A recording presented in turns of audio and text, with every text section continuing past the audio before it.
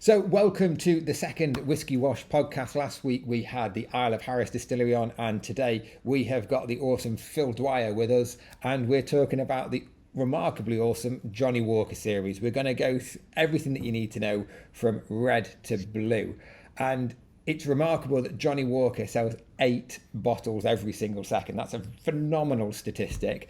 And equally as phenomenal is Phil Dwyer. He's one of our expert writers at the Whiskey Wash. He's drank a heck of a lot of Johnnie Walker in the years. Used to run a whiskey shop in Manchester, and he also runs Whiskey Wednesday on YouTube. So if you want to watch reviews of these products, head to Phil's Whiskey Wednesday or head to the Whiskey Wash.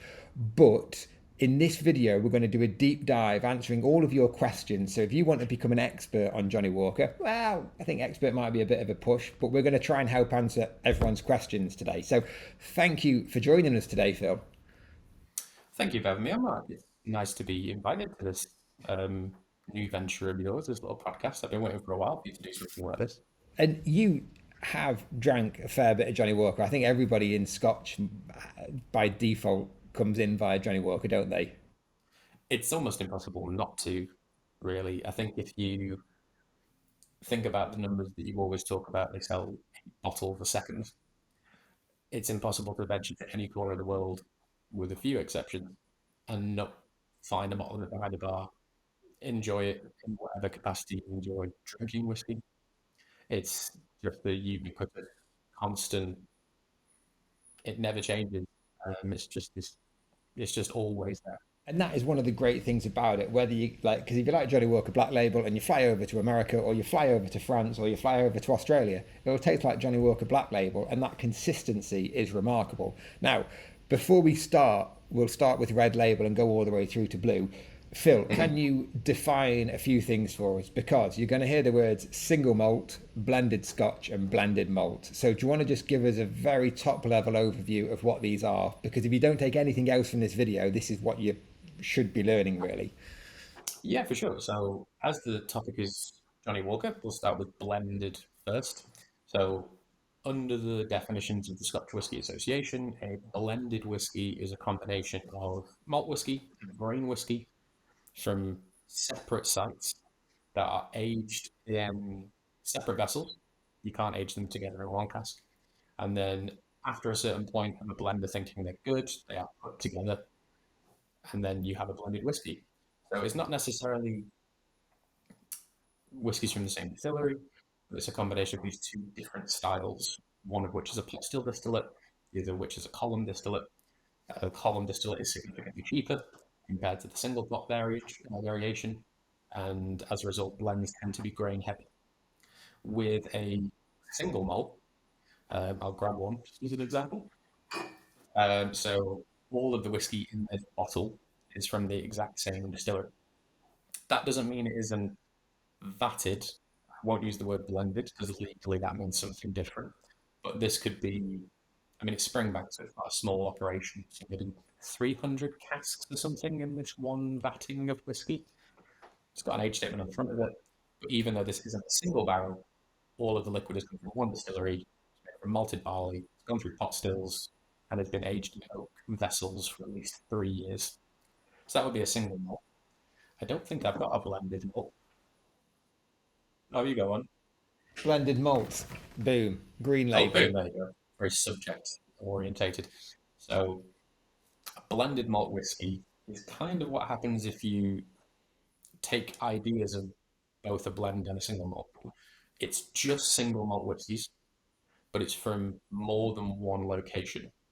So if Springbank decided they wanted to blend some of their whiskey with something from Clynelish or literally anywhere, because it's 2 separate sites, not one single site, it cannot legally be classified as single malt. So essentially, it's blended malts are just single malts, but from more than one location. That's it. So you've got your single malts is basically one location just using malted barley. Your blended malt is several distilleries making single malt Scotch whiskey blended together, and then your blended Scotch is basically single grain whiskey made from corn and all sorts, and malted barley as well, all mixed together, and it doesn't matter in any which way combination. Blended Scotch is Yes. like a cover-all for any of them. So, Mm. speaking of which, let's jump in at the bottom. Well, jump to the bottom. Johnnie Yeah. Walker Red Label, right? It's £22 in the UK typically. It's about $25 in the US. It's been around since 1909, and it was actually first released in 1906, I think, under like Walker's Special Old Highland, but it was renamed Red Label in 1909. So it's a blended Scotch. So it's got single malt and single grain in there, and it's got no age statement. So the whiskies could be as young as 3 years old in there. It's weirdly enough won loads of awards over the years. And get this, it's the world's best-selling Scotch whisky, and it has been since 1945, which is weird because I'm going to throw it out here that even though it's got loads of international awards, it's barely whiskey, is it? It's I mean, it is an entry level product for numerous different reasons. It wasn't an entry level product 100 years ago. It was a quite a premium affair. But I think all whiskey drinkers have opinions on everything in the Johnnie Walker range. It's natural. But yeah, I think there's no punches pulled with this product anymore. I think it's now sold as a whiskey to be mixed. Well, weirdly enough, apparently, from when I was researching this morning, apparently it was designed to be mixed with soda water, like when the highballs were king in the UK. So it's always been designed as this mixing Oh, thing. And this is what you need to remember if you're buying a bottle of Red Label. Diageo aren't meaning for you to go and drink this neat. Like if you do that at your own risk. Because like mm. the obvious thing is, Phil, it does get a bit of stick online Red Label. And do you think that's because people are trying to treat it as a sipping Scotch rather than it being like a component for something making a cocktail or something? I think it depends on what level you enter the sort of whiskey sphere with. Like, if you're brand new to whiskey and you see Johnnie Walker Red Label, you probably won't have the knowledge to be like, oh, this is designed to be mixed and historically always has been. I wasn't aware of that. So you might just pick it up, take it home, crack it open, and possibly be offended by the initial taste of it because you just don't know where it kind of sits in the landscape. I mean, to give an example, this is something I bought at an auction. It's a 1985 bottling of Red Label. It's a 1.13 litre bottle, which is kind of ridiculous. And I know, yeah. It only cost me about £45, and it tastes fine, even though it's 40 years old, or was bottled 40 years ago. It doesn't taste great, even though it's got this kind of old antique vibe to it. But yeah, I guess the thing is, it's like it would be a bit like trying to judge. If you were judging whiskey by judging it based on solely on Red Label, it would be a bit like trying to judge wine solely after trying Echo Falls. Like yes, it's yeah, there it is, and it's made to be mixed. And like it in that respect, yeah, it's always in your hotel, your all inclusive bar. It'll be in the Red Label will always be there, and it's kind of. So, do you think it deserves that? Okay, anybody watching this, should they go out and buy a bottle of Red Label? Like, does it deserve a place on their shelf for any reason? um, I would say no. Just because there's so much stuff that exists in the world now for you to try. I mean, as you mentioned, the price on Red Label it's in this country is about £23 or something. If that's all you want, that's fine. Drink it, enjoy it in whatever responsible way you deem to. But yeah, I would say now with the scope of the whiskey, Red Label would find it hard to get on any shelves. I mean, minus this weird old bottle, it's not behind me. There is a bottle of Black Label buried on there somewhere. Um, but yeah, I think if you were to get rid of Red Label, that would cause problems financially for Diageo for sure. But I think now, especially in the UK, most people will be willing to spend more than the cost of Johnnie Walker Red Label for a better product. And that's it. And like, it's a good whiskey if there's no other whiskey available. Mm. And but there are, like you said, there are sort of like other relatively comparably priced competitors, especially like on the bottom shelf. Like I don't think Jameson's would like me to call them bottom shelf, but like they're very affordably I priced. don't think they mind, Famous right? grouse, like grouse isn't Yeah. that bad. It's just been sold by Edrington to William Grant and Sons, teachers. Like there are lots of other alternatives out there. So how do you rank it on the bottom shelf of whiskies then? I'm a Jameson's loyalist, so Jameson's video literally just came out today on Whiskey Wednesday. So I do love Jameson. It's a bottle of whiskey that is always in my house. A couple of different variations of it. So I put Jameson's top really on the 20-ish pound bottle things. Grouse isn't bad either, to be fair. Like, I think you get what you pay for with grouse in not a negative way at all. It's a little bit sweeter overall. It doesn't seem to have the kind of industrious note that red label can sometimes have with the really high level grain whiskey. Um, and even if you think about products like, I don't know, Shivers 12 and Monkey Shoulder and stuff like that, it would sort of come across as quite anemic, quite thin in comparison. Now, before we're going to move on to Johnnie Walker Black Label now, but I'm just going to throw this grenade in there that if you want to buy a Um, bottle of whiskey for 22, £23, go and buy a bottle of Jack because Jack at 22, £23 is phenomenally good. Anyway, I, Black Label. Black Label, we're kind of going up a notch now. It's about, when it's not on offer, it's 28, £30 in the UK, $35 in the US. It was also introduced at the same time as Red Label. So when the Old Highland changed from to Red Label in 1909, that's when Johnnie Walker Black was introduced, and it's a 12-year-old blended Scotch whiskey. So this time it's got an age statement, which means all the whiskies in that bottle are at least 12 years of age. From lots of distilleries, they like to say it's from the four corners of Scotland in their promotional material because you've got Clynelish in the Highlands, Cardew in Speyside, Kalila in Islay, and Glenkinchie, I think it is, in the Lowlands. yes. So if you visit any of those distilleries, you'll see the striding man there. It's won loads of awards, and considering that this is only a few pounds more than Red Label, it is a level up because I think so many people in the industry give Black Label such a high praise, and rightly so. It's great whiskey, and it's well. I mean, we did an article for Forbes, didn't we, Phil?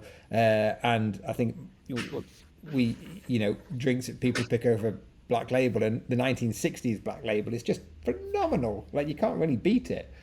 But and this is something that you referred to at the start. Then, like with Black Label, do you think that this is, because it's always been regarded as being like the best entry level Scotch for somebody coming new to the category? So do you think that still holds true in 2025? Is it still the best gateway into Scotch whiskey, all things considered, including price? Yes and no. It's majority yes. The yes being that if you want to experience loads of different flavors, quite a lot of complexity for something that is just over £30 a bottle, absolutely pick up a bottle of Johnnie Walker Black Label. You will not be disappointed. I never have been in a long time of drinking it. Um, the no, which is only making up about 20% of my answer, is if you're a little bit more reserved about what kind of taste you want to try straight away. Black Label could be a little bit off-putting just because of those smoky notes.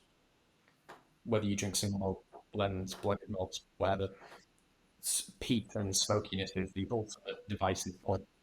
So I'd say if you are jumping into this blank canvas, something like Jameson's, something like Chivas Regal, which, as far as I'm aware, doesn't actually contain any whiskey, would probably be a better option. But 75, 80% of the time, you're better off going for Black Label just for diversity of flavour. Yeah, and like it's probably not the best if you want to start drinking it with Coke because you've got that slightly peated element in there. It's not a Yeah. peated. There is Kalila, that Islay distillery is the one that brings the smoky element into it. And unless you like a smoky cokey, like it's you ain't gonna taste it like a straight up Red Label in Coke or like a Jameson's in Coke because of course like at this point it really is as much as of a mixing whiskey as it is a, they call it sipping whiskey, don't you know? It's Yeah, that's the phrase that a lot of people are starting to use. But yeah, I mean, the smoky Coke is a wonderful drink for those of you that haven't tried it. Um, Lagavulin flat, 16 in Coke is awesome. yeah, It's painful to do specifically it. flat Coke. So Really? actually not fizzy Coke as well. the famous Colin Dunn cocktail. But yeah, if you're gonna, I'm a fan of experimentation in whiskey. If you buy not this because this is an oversized bottle, if you buy a full size bottle of whiskey, if you mix this much of it with Coke or a mixer or something, you still have all of this. So I would always experiment, always try it. I bet I've not tried Black Label and Coke for a very long time, but I bet it's not the worst thing in the world. But you would taste more of that profile through the mixer, even with the sugary content of something like Coca-Cola. Red Label can sort of fade away into the back a lot easier. And I think the obvious thing to say is here that there is, even at all of the different price points we're going to go through, there is that progression in terms of complexity. Because Red Label is just like paint thinner is probably a bit rude, but it's like there isn't much complexity there. It's modus operandi is cheap alcohol. Black Label, you know what? You can drink it really well. And actually, if you go and buy one of these earlier bottles from the 60s, 70s, 80s, 90s, you can get on auction for 20, 30, up to £100 for like the 1960s ones. It really will reward you. And given its price, I mean, the RRP at the moment is meant to be. Well, let's just sort of do this. Let's just have a look. Yeah.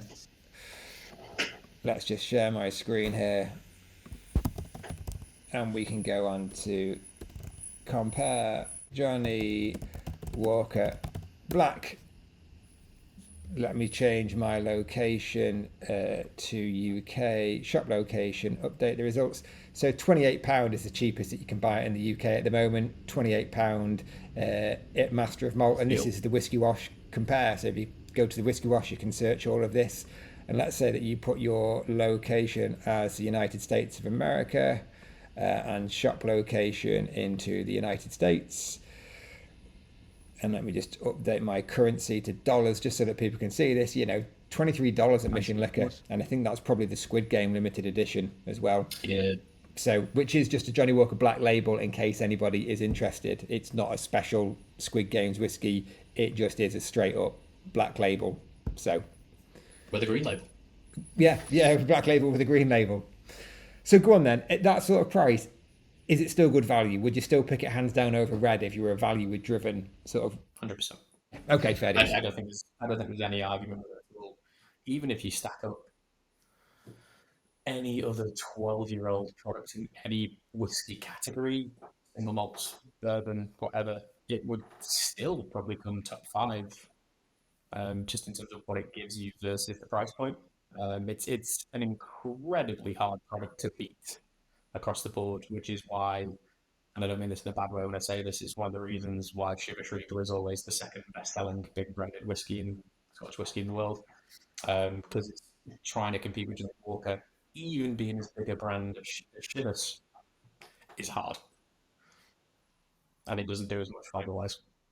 So we're going to jump up now to the Black Label or Double Black, which is kind of the one that causes a bit of not confusion with people because it's a funny one. It was only introduced in 2011, so it's a very recent addition, and it was a travel retail test, I think would be the best way to say it at first. About £35 in the UK, and it's unlike the Black Label, the Double Black's no age statement, and again it's blended Scotch, so it's got grains and malts in there too. Loads of awards. I think it was a category winner at the World Whisky Awards for the Scotch no age statement blends back in 2020, and I go on then, Phil. How would you describe Double Black over Black? Double Black is, if you like the flavor profile of Black Label, and for me, Black Label's always been, it's sweet, spicy, smoky. It kind of does everything in a very balanced manner. Double Black takes the idea of the sweet and the smoky and just kind of amplifies them a little bit more, which is odd because, as you said, it doesn't have an age statement, so it's not like 12-year-old plus. If anything, is probably significantly younger whiskies. They boost the sweetness by adding more grain, which is typically orientated around first fill or second fill bourbon, and then the smokier element is younger peated whiskies, so probably younger Kalila. The distillery has literally thousands of casks, tens of thousands of casks of that, maybe a bit of Lagavulin, maybe a bit of Talisker, and I've just seen the RRP up to about £40 now, which again, when put next to Black Label is just, I think it does pale in comparison a bit. It's almost like this is a bit of a niche simile, I suppose. Black Label is like having a really well cooked home meal. It's like going back to your mum's cooking or something. There's loads of different flavors. It's very well put together. It's something you know quite well. Double Black is almost like trying barbecue food for the first time. It's really sweet sometimes. It's got loads of smokiness to it. Um, and that's kind of it. Not dunking on people who love barbecue food or barbecue restaurants because I do like that style. But the first time you ever try it, that's kind of all it's about. Sweetness and smokiness at the same time. It can include some spiciness and it doesn't really get more complex. It just kind of does that. And weirdly enough, I was in the supermarket yesterday shopping and saw the price of it, £40, and Black Label was on an offer for 24, and it's just like, well, I don't think it's £16 more of a whiskey. If you really like smoke and you really like sweetness, 100% go for it. For the extra money, I don't get a better product.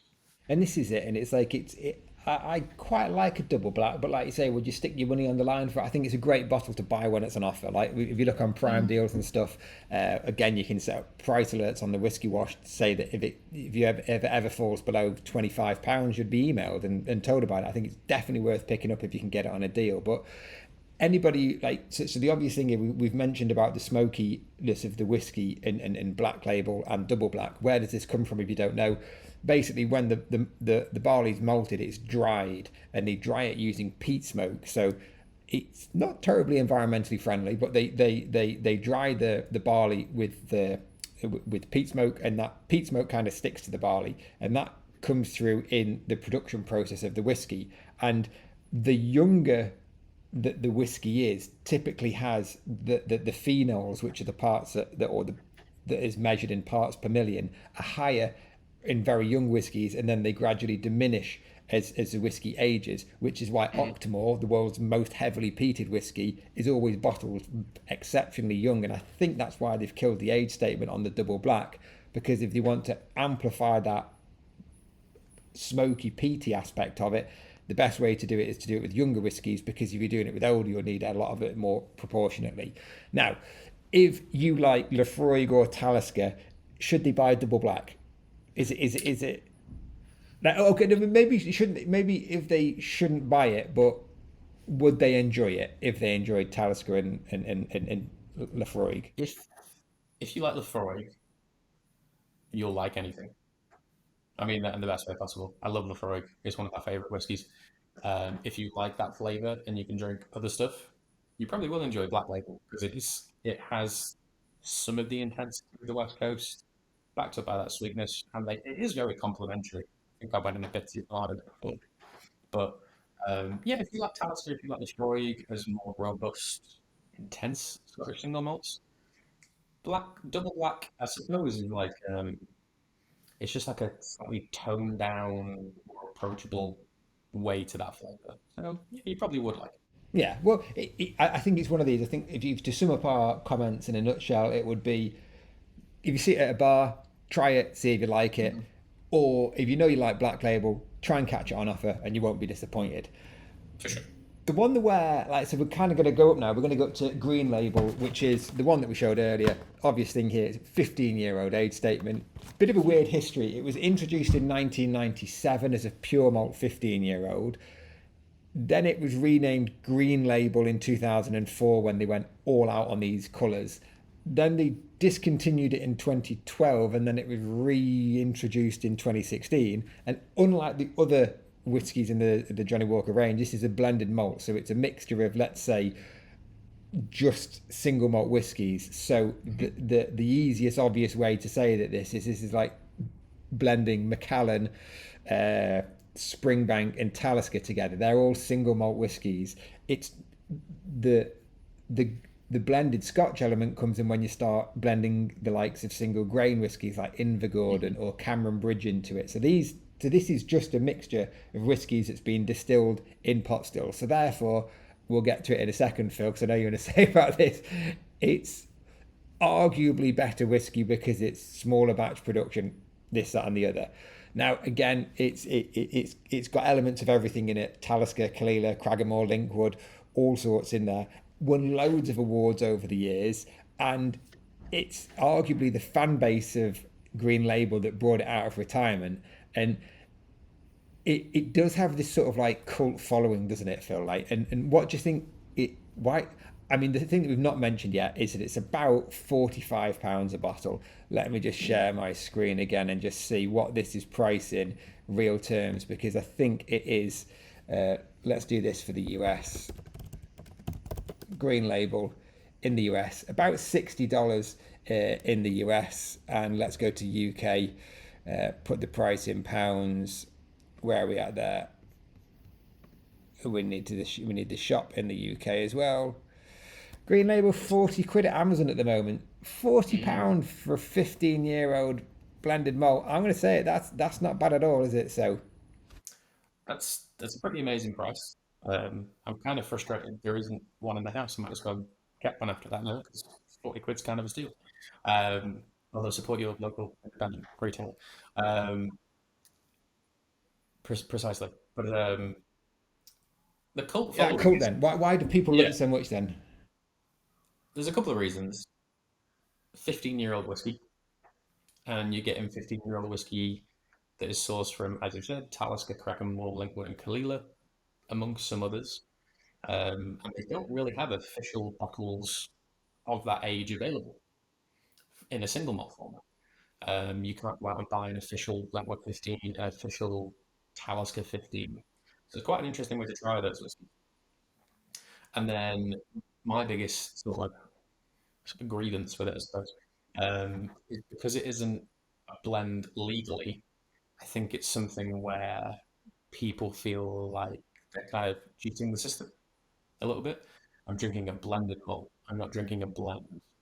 And when it's first launched, up until its cancellation in 2012, it was legally it could be called pure malt, which I think a lot of single malt was sold as pure malt back in the day. So I think it's a phrase that people probably hung on to back then. Now, because of that legal change, I think that came in 2009 or 10, the switching from pure malt to blended malt. I think a lot of people are like, oh, it's got that word in it. But I think with brands like Scotch and even with this Johnnie Walker Grenadine, people are becoming a lot more open to the idea of a blended malt whiskey, especially what the Thompson brothers are doing, even with their regular blend, is opening a lot of doors to a lot of people. But it's great because it's got these core single malts in it, some that don't necessarily get a lot of showcasing, even in their standard format. And then I do believe there's a little bit of a snarkiness to the people who drink it. Like, I'm drinking a blended malt, not a blended. That is fading away, but I have seen it. So And I think that the industry needs to do more to push this away as well, because imagine whatever your favorite band was, say it was Oasis, if you just had the lead singer, Noel or Liam or whatever, singing, would it be any good without the backing guitars and drums and bass? Like, like take for instance drum and bass music, just have the drums. You ain't got a drum and bass. Take classical music, you've just got a violin. You've not got, like, it's just that solo. And I think what I think love about blends especially is that you can bring in what works best at every distillery and marry them together, and that is what blends like Compass Box are really showcasing. And I think Compass Box obviously don't have the economies of scale that Diageo do, because this is incredible value for £40 at Amazon at the moment. Like, it's crazy. And would you say then that like Johnnie Walker Green, if you're, let's say you're an entry level Scotch drinker, so Glenfiddich 12, let's just what else is sort of like entry level at that sort of price now? Like, you could even, like Talisker Sky and Cardew Gold and things like that. which would you say delivers a, a better drinking experience? Focusing on the part where you said if you're new to it, Johnnie Walker Green could put some people off. Again, I'm kind of defaulting to the black label reasoning just because it's got some smokiness to it. But I think if you're in a supermarket not necessarily that you find it in the supermarket, but even if you're online shopping around, to find a 15-year-old whiskey for 40, £45, I mean, Glenfiddich 12 is kind of the same price now in terms of its RRP. You would be better off purchasing this Johnnie Walker because flavor-wise, it does more, it's more interesting. It's not, well, no, it is quite available, but like it's not as constantly available as a Glenfiddich 12 would be. I think one thing I'd say as well, like if you want to buy somebody who likes whiskey a bottle of whiskey, like it's a good looking bottle. Like if you know that somebody likes whiskey and you go to the supermarket to buy them a gift, a bottle of Johnnie Walker Green is always a good choice over something like a Glenfiddich 12 because like I get gifted a lot of whiskey by people who want to buy me a gift because they think I like whiskey, so I'll go to the supermarket. I got about 40 quid spent. I'll buy me a bottle of Glenfiddich 12. It's fine. I love Glenfiddich 12, but I don't need that much of it. Something like this on your shelf is a good alternative, and it's a good way to go, I guess, without pushing the boundaries too much because Macallan's 15 weirdly is something like 150, 180 quid, I think, isn't it? Oh yeah, I'm gonna say about 135, 140, something It's like that. part of the colour collection. 135, yeah, 135 for the double cask. So like that's the top range of that spectrum. But blimey, this is good value at 40 quid. Now, is Johnnie Walker Gold. This isn't much more, is it? Johnnie Walker Gold. This is about £50 in the UK, $65 in the US. Again, it's one of these ones that was brought in the 1990s, 1995. This came in, and it was originally an 18-year-old age statement, but then it was re-released in 2012, I think it was, and it dropped the age statement, and it's in inverted commas a deluxe blended Scotch whiskey. So again, it's just got a higher ratio of single malts versus single grains in there. Lots of Clynelish in there. So again, we're losing some of this smokiness that we've had so far through the range and going into a bit of a sweeter, like a more smooth type of thing. Won bloody loads of awards. I think it won double gold at the 2023 San Francisco World Spirits Competition. Like it's highly respected everywhere, and by repute, the gold label refers to the gold that used to be found in the river source at Cardew. So, Oh, I didn't know that. and I've got a bottle. I've not got a gold label here, but I've got the what is this? We're not talking about this one actually. Maybe we'll have to do a follow up video with some of the more obscure ones because this is the platinum 18 Oh, the now, old isn't it? platinum is that? Or is it 18? No, it's called. Is it just called the 18 now rather than It's the called the 18 now. used to It be was called platinum? platinum. It took the 18 statement off the gold label, but now they discontinued platinum and it's just called the 18. Yeah, and gold label, like it is one of those ones that looks fantastic. Like I just jump on a quick screen share here again. Uh, like you do often get it in these nice presentation sets as Yeah, it well. comes with like glasses and things. Yeah, it really is a nice looking bottle of whiskey. So again, it's a good gifting one. But the obvious question here then, Phil, is it good? Like, because it often flies under the radar. Like the gold, I would say most people would know about or would opt for the green because it's got a 15-year-old age statement and it's all single malts, whereas this is not. So, Yeah, I wrote some interesting things down about this because, in all honesty, gold label is the label I forget about the most. It's just not something that ever sort of peaks on my radar.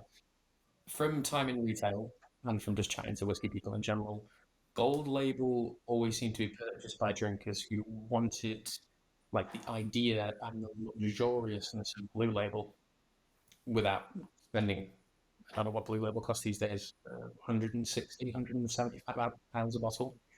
Um, so even with that addition of Clynelish and more single malt, it should be buttery and Clynelish is famous for sort of waxy character. But for me, gold label always spelt it like Cardew and vodka Cardew. It was sweet and caramelly, just very soft and approachable. Personally, for more money than Grim, I'd take Green myself. I think it just does more. And I think every whiskey drinker should be driven by their flavour over anything else in terms of what you purchase. Yeah, it does fly under the radar. It's one of those things that just never seems to reach out to me personally. A big reason, I think, because they've stopped doing this now, but it was when the bottle was gold. it used to have like this fake gold cover on it. And I remember doing deliveries at Christmas when this thing would come in, it would chip off so easily. And it kind of literally tarnished it a little bit for this fake veneer. I think before that, even with the removal of the age statement, this is obviously a personal thing, but it's kind of removed that from my mindset a little bit. And I think I'm taking a stab in the dark here, but I think Gold Label must do really well in certain territories that are not necessarily the UK, because it just has this weird price point and point in the range. It's about five or more than the green label, yet it's not got an age statement.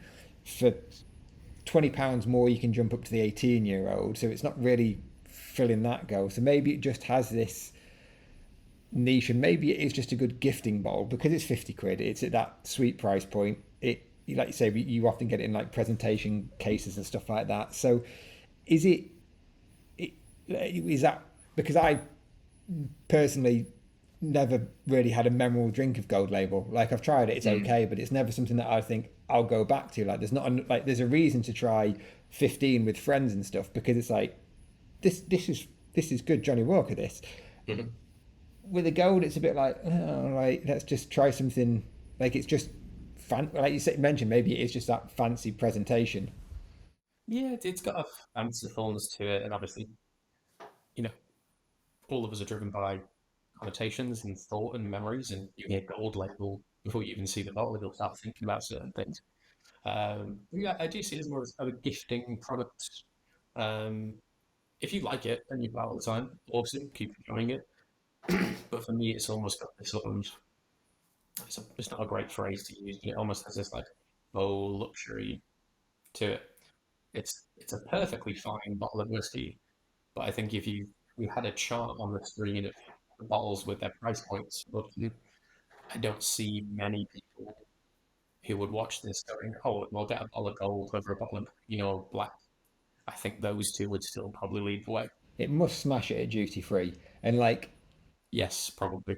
pretty looking bottle. And like, okay, so we're jumping up now to the daddy of the range, the one and only like blue label. And there's, I don't care what anyone says, as soon as you pick up this bottle it feels impressive, and the reason why that is this dollop of glass down here.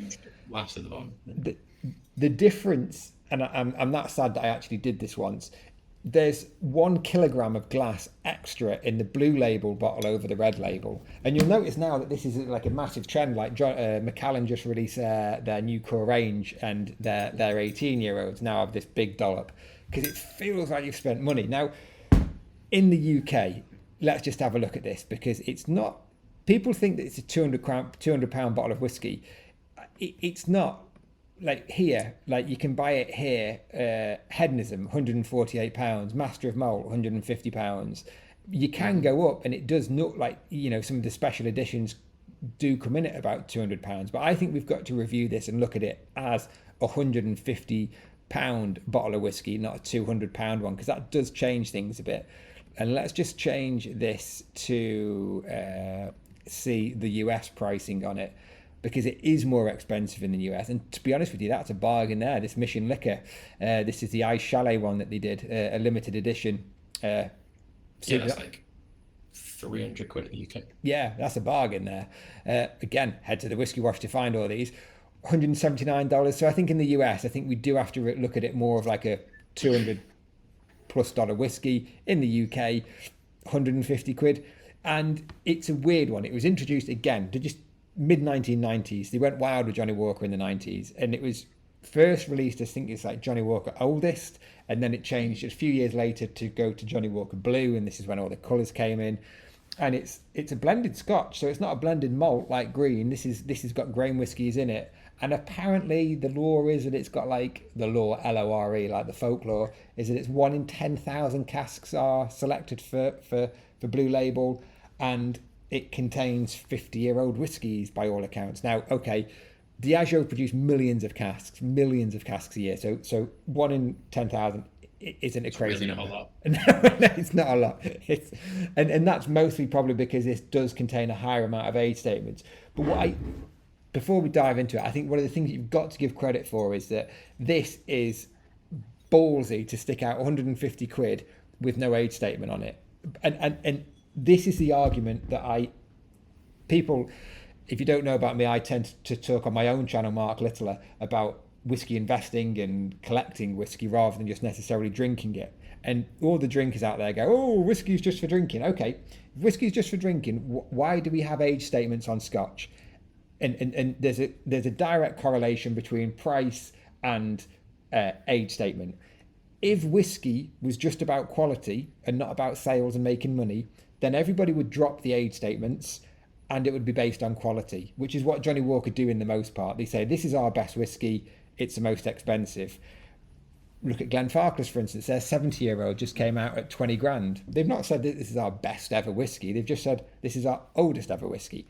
But anyway, we're going down a little track there because that's a separate video. It's a separate one, isn't it? Maybe we'll do that. How good would you say Johnnie Walker is? Because I think there's a certain amount here of being seen to be drinking the top of the line whiskey versus how good their top of the line whiskey is. So give me your thoughts then of how good it is in comparison to the rest of the range and how good it is compared to, let's say, something like a £150 Compass box. Okay, so I do like Blue Label. A phrase that a few old colleagues used to share years ago is that if we could afford to drink it every day and pour it for every person who walked through your front door as a welcoming whiskey, I would. But, and you've covered a couple other points already. When it comes to the non-age statement thing, the only, in my mind, comparable product to Johnnie Walker Blue Label, weirdly enough, comes from Ireland, and it's Middleton Very Rare.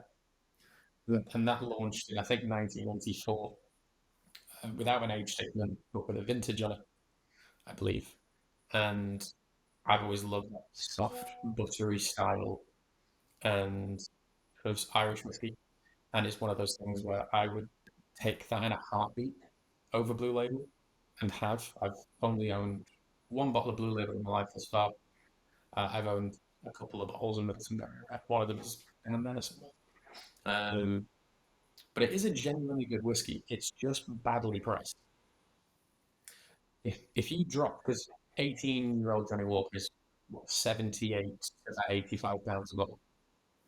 If you put Blue Label at 100 quid, it's still expensive. It's still a lot of money. I think opinions on it would change quite drastically.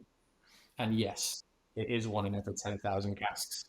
But Diageo own 27 single malt Scotch whisky distilleries. Not a lot of them produce more than 5 million litres, but that's still a lot of whiskey a year. They own the largest distillery in the world, which I think is Glenfiddich, which is like 100 million litres of whiskey a year. So the old stuff is coming from grain. Your 50-year-old whiskies, the Thin Blue Label, is definitely the inside of it. There's no way they're putting 50-year-old Lagavulin in Singleton, Cardiff. They could do, and if they do, it's fractional percentages. Your other key elements are going to be probably mid-20s to 30-year-old, again, authors, Linkwood, these single malts that people like but don't have huge mass marketability, probably from casks, which are the most dominant, because you want it to be a soft, easy drinking blend.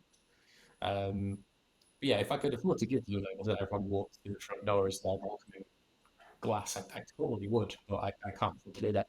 And in the current market, when I left retail, a lot of retailers are getting quite angry with Diageo because the fluctuation of Blue Label pricing was crazy.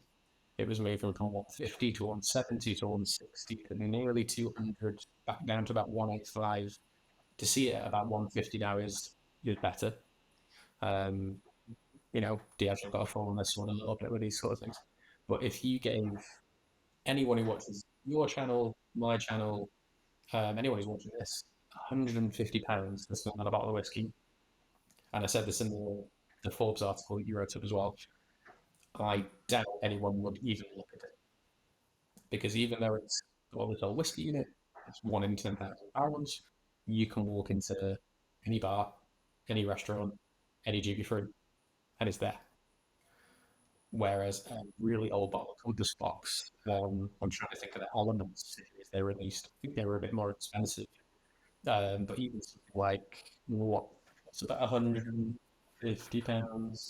Uh, I mean, I did only pay £150 for it because it was on a ridiculous sale.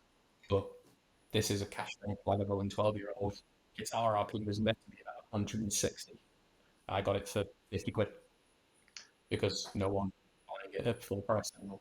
I take three of those for a bottle of Johnnie Walker Blue Label, as much as I do like it. But even Compass Box Orchard House, which is a 48 £50 bottle of whiskey, is essentially baby Blue Label. It's got almost the same ingredients. They're not as old. The profile starts the same. It's sweet and fruity at the front, a nice oily mouthfeel. It finishes on a little bit of smoke, and it's £100 cheaper. And it's got presentation, which is quite lovely. It's not as fancy as the Blue Label, but it looks stunning. And that's it. And I think that is kind of the one thing that a lot of people overlook about Johnnie Walker is that, especially like the Blue Label, and especially everywhere, because we it's all well and good making the best whiskey in the world, but if nobody's going to buy it, who what's the point in making it? And we covered this right at the start of the video. The best-selling Scotch whiskey in the world is Johnnie Walker Red Label, and it is objectively probably one of the worst whiskies coming out of Scotland in relative terms. Johnnie Walker Blue Label isn't the best whiskey in the world, but it looks and it feels, and you pick it up and it feels like you've spent 150 quid on a bottle of whiskey, and it definitely brings that ceremony. It's probably a bit like going to a very fancy restaurant, maybe even a Michelin-starred restaurant, and having an adequate meal. It's the ambience, the feeling, the staff, the waiters, the waitresses. That's all the things that's making the meal special, and not just the food. And I think that's a bit with Blue Label. It has that ceremony because, you know, a lot of whiskey drinkers, if you're a big whiskey drinker, you're probably not going to be shelling out 150 quid for a Blue Label. But I don't think that's who its audience is. Its audience is people who want to just flash a bit of cash and make it look like they're doing it. And you know what? It delivers hands down on like a good looking, good feeling bottle of whiskey. And I think that is kind of one of the key points with it. The presentation is awesome. The box is awesome. The bottle's awesome. Mm-hmm. The whiskey is good. You know what I mean? It's fun. Yeah. And I think it's cool. It's got all this old stuff in it. And unfortunately, under Scotch Whisky Association rules, you can't actually put on the box the contents of what is fully in a blended malt or a blended whiskey, which is one of the silliest things I've ever heard in my life. And obviously, every batch of Blue Label is a bit different. But for every batch, if it did print a little leaflet inside with what was in it, even if the people who on a regular basis never looked at that and just threw it away. But for people like me, like, oh, this batch has got 27-year-old X in it and 30-year-old Z in it and this kind of thing. I'm like, it's quite interesting. That's quite good. If you remove the feel and the look from the Blue Label, 100% of the sales would dip. And then if it's still £100 without the fancy bottom and the fancy box, why wouldn't you buy black, green, or gold, or even the 18? Phil, we have nailed this. We have been at this for nearly an hour, and I think we're going to have to draw a wrap up on this, and it has been awesome. But let's just do some quick fire. Right, you've got to the end of the video. Thank you. Most underrated bottle of the lineup. Or let me rephrase that another way. The most underrated Johnnie Walker. You know what? Based on sales, I'd probably go green. Fair enough. Certainly underrated compared to its counterparts, and because it has an age statement, the liquids that go into it are a little bit more difficult to get a hold of. So I'd go green for underrated. And what about the most overrated Johnnie Walker then? What do you think that would be? I mean, we have just talked about it really. It would probably have to go. You know what? It'd be two sides of the spectrum. It'd either be red or blue, and they're very, very different. As we've just covered, red because you should probably just spend a bit of extra money and get the black, and the blue you should probably save a bit of money and just buy the 18. Because of the stark price comparison, I'll probably go with blue. Fair enough. I would probably say the most. Yeah, I'm going to go down to to red as being the most Yeah, overrated because it's the world's best-selling Scotch since 1945, and 80 years is a long time. yeah, it's not going to do you well if you just listen to those headline stats. Okay, what is the best Johnnie Walker for making a cocktail with? Thinking about cocktail as a scope, I'd probably go black. And what would be your top Honestly, pick it woods for it? An everything. old-fashioned or Yeah, I think it would. You know what? I've never made an old fashioned with Johnny Walker Black Label. There's a challenge for tonight. But I think if we had a bar and we had three core whiskey cocktails of an old fashioned, a Manhattan, and a whiskey sour, um, Black Label would work well in all of them. If you were going to go a little bit more diverse, you could probably say that green or gold would do well as well. But thinking from an old bartender perspective, that's going to cost you more. So I'd probably say a Black Label would probably be the best for cocktails. fine. Now, what is the best value Johnny Walker in the lineup in the context of because the best value would obviously be Johnny Walker Red Label if the context was Mm. to get drunk cheaply. But I would say all things considered about which one is trying to achieve, which do you think is the best value and therefore is kind of like the ultimate recommendation for you to go out and buy? Again, it would probably, moving my bias aside for Black Label, the answer is probably green. Um, you know, we saw the prices there. Let's signal the Amazon price and say that the RRP is 45 quid. To spend the extra £15 over a bottle of Black Label, you are getting a significantly bigger whiskey, bigger aged in. It's also higher alcohol as well. I think it's 43 or 46%. I want to say 43. Oh, do do do do do do. Oh, it's one of these ones that's printed on the. Yeah, see if it's not in the bottle, it'll be on the box, but I'm sure it's 43. Do you know it's only 43? 43. Yeah, so you get an extra 3% alcohol, which does alter the flavour. But yeah, best value. In fact, once we end up hearing this, I'm just going to go and purchase a bottle online of it. It's missing for me. Would be green, 100%. And then finally, what do you think? And this is kind of coming to the okay. If you had to buy a bottle of Walker, okay. If you had to buy somebody a bottle of Johnny Walker as a gift to make an impression with them, which one would you buy? And this is considering what it says about you and what it says about what they think about you. So, so What's my design's budget? going to have to come into this as What's my well. top line? Kind of budget am I looking with it? I think if I look at the core range, if I wanted to impress someone with the kind of whiskey drinkers I know who I buy gifts for, hmm, again, kind of repeating myself, but probably green. I don't think the 18 would be appreciated amongst the people I buy whiskey for because they would probably say for 80 was like, yeah, this they're not that blunt, but they would say, why would you get this single barrel or this more unusual skin? But I think grains is in this very welcoming, appreciative, well-aged, stated, interesting product. If my budget was unlimited, um, my favourite ever bottle of Johnny Walker that made an impression is actually two, and I remember fawning over these when we used to have them on display. One was the Johnny Walker Odyssey, which was designed to be on yachts, and it came in a um, Gimbal, like it was like a yeah, like it essentially it fully rotated in this box in case your yacht got hit by a mega wave or something. That thing was quite a lot of fun to play with. Really annoying to open. The cork was terrible on it, so it used to snap quite a lot. We used to get a lot of replacement cork sent in from Diageo. And the other one, and this is even more expensive. I think the Odyssey was about £700. With the Johnny Walker Founders Reserve, which used to come in about £2,000 a bottle. It was this beautiful, thin, tall decanter. The box was lined with Maserati leather. It came with like a Baccarat crystal stopper and a little drawer. That was about £2,000 10 years ago. But I used to love looking at that thing. But the only thing I wish both of those bottles had They were both no age statement products. It's just more information about the liquids that were in them. But to answer your question overall, I'd probably get a bottle of green if I have a normal budget.